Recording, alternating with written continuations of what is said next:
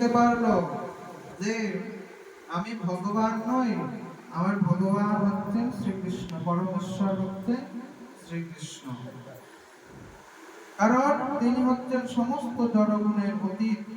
বলছে আপনি জড়জগতের সব গুণের ঊর্ধ্বে চিন্ময় বিশুদ্ধ স্তরে অধিষ্ঠিত এবং আপনার দিব্য নাম সব রকমের জড়গুণের বিশৃঙ্খলার অতীত। অর্থাৎ ভগবানের কাছে নিয়ম নেই, কারণ ভগবান নিয়মের ঊর্ধ্বে। বলছে আপনার নাম, আপনার রূপ, আপনার গুণ, আপনার লীলা ইত্যাদি এই জড়জগতের অতীত এবং তা কখনো প্রকৃতির চিন্তা গুণের দ্বারা প্রভাবিত হয় না। কারণ ভগবান হচ্ছেন দিব্য, তার লীলা হচ্ছে দিব্য।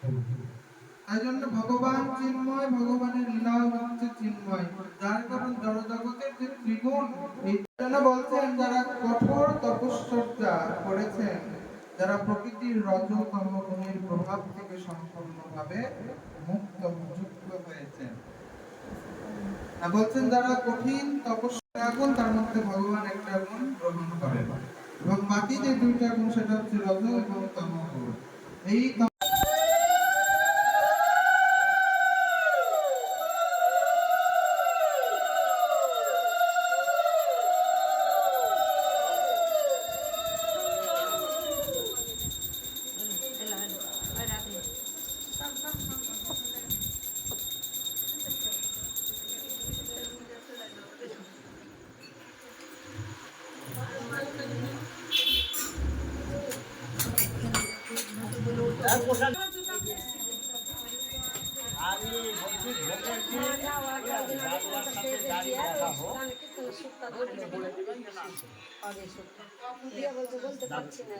বাবার জন্য শিষ্য আছে, আমি বলেছি তিনজনকে, বলেছি তিনজনকে আমি তো চিনি না।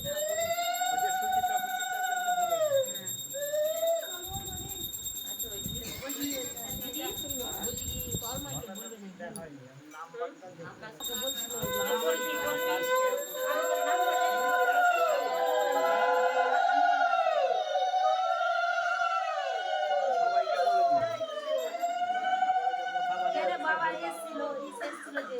হ্যাঁ হ্যাঁ বলে তোর কাছে যদি নাম্বার থাকে বলে আমি বলবো না আমি